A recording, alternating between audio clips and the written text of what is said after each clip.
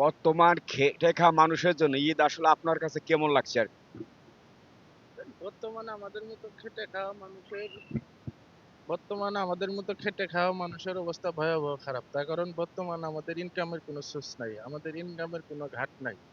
তার কারণ বর্তমানে এই 5 আগস্টের পরে থেকে আমাদের মতো সাধারণ মানুষের অবস্থা ভয়াবহ খারাপ। কর্মজীবী মানুষ যারা আমরা আছি, খেটে খাওয়া মানুষ, নিম্ন পর্যায়ের মানুষ, আমাদের অবস্থা মানে ভয়াবহ খারাপ।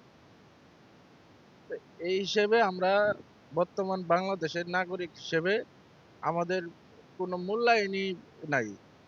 এখন যে অবস্থা বর্তমান দেখেন, এই একটা ঈদের মধ্যে আমার বয়সে, আমার এই 42 বছরের মধ্যে আমি কোনো সময় এরকম চাপের মধ্যে পড়ি নাই। তার কারণ আমার আত্মীয় স্বজন থেকে শুরু করি, আমার পরিবার থেকে শুরু করি, আমি একটা টাকা পর্যন্ত খরচ করতে পারি নাই। তার কারণ টুকটাক যা কাম কাজ করেছি এই ইয়ের মধ্যেই মনে করেন ঘর ভাড়া খাওয়ার মধ্যে শেষ হয়ে গেছে। তার কারণে আমরা দুইটা টাকা যে বা একটা টাকা যে আমরা ক্রয় করব, এই এই সিস্টেম মনে করেন আমাদের এই 5 আগস্টের পরে থেকে আমাদের ভাগ্যে হয় নাই।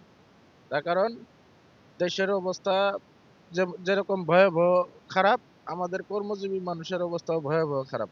দেশের মানুষ কেউ বলতে পারবে না যে কেউ শান্তিতে আছে। বর্তমান যারা রাজনীতির মধ্যে আছে, বর্তমান এরা ছাড়া আমাদের মতো খেটে খাওয়া অসহায় মানুষ একটা ব্যক্তিও ভালো নাই। তার কারণ আমরা একই কথা, আমাদের যে ভয়াবহ অবস্থার মধ্যে আছে।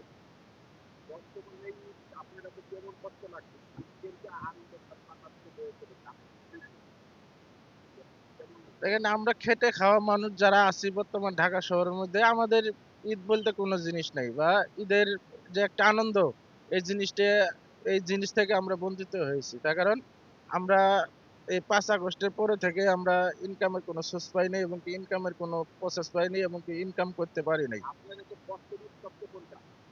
কষ্টের ঈদ সবচেয়ে এই বর্তমান এই ঈদটা, আজকে যে আমি কথা বলতেছি, বা আজকে যে ঈদটা, ঈদুল ফিতর, এই ঈদটা আমার জীবনের সর্বপ্রথম একটা বেদনাদায়ক একটা ঈদ।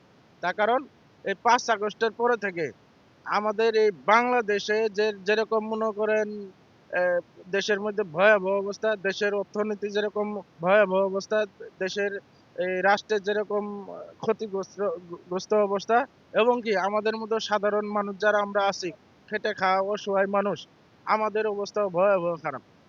আমার না, কিনবো কেমনে? তার কারণ আমরা যা টুকটাক কাম কাজ করেছি, এটা মনে করেন আমাদের খাওয়াই হয় নাই। আমার পরিবার নিয়ে যে আমি মানে খামু, এই তকলিফটাও মানে সময় মতো হয় নাই।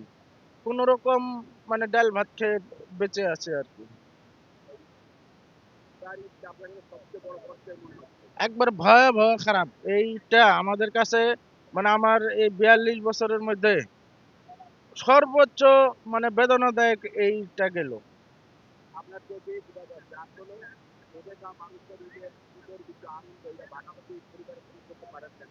না, আমার এই সুযোগটা হয় নাই, বা এই তৌফিকটা হয় নাই। তার কারণ আমাদের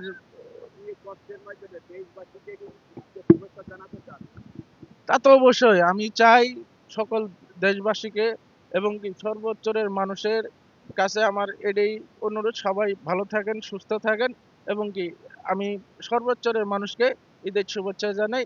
ঈদ মুবারক, সবাই ভালো থাকেন।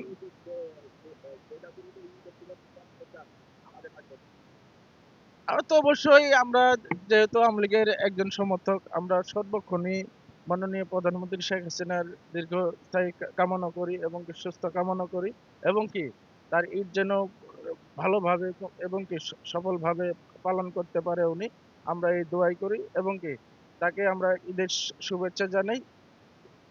সকল আওয়ামী লীগ নেতাকর্মী, এবং কি আওয়ামী লীগের নেতাকর্মী ভাইদেরকে, এ- এবং কি মাননীয় প্রধানমন্ত্রী শেখ হাসিনা থেকে শুরু করি, তার পরিবারের সর্বোচ্চের মানুষ থেকে শুরু করি, তার সর্বোচ্চ নেতাকর্মীদের ঈদ মুবারক, ঈদের শুভেচ্ছা জানাই, এবং কি জয় বাংলা, জয় বঙ্গবন্ধু, জয় শেখ হাসিনার, এবং জয় হোক মেহনতি মানুষের।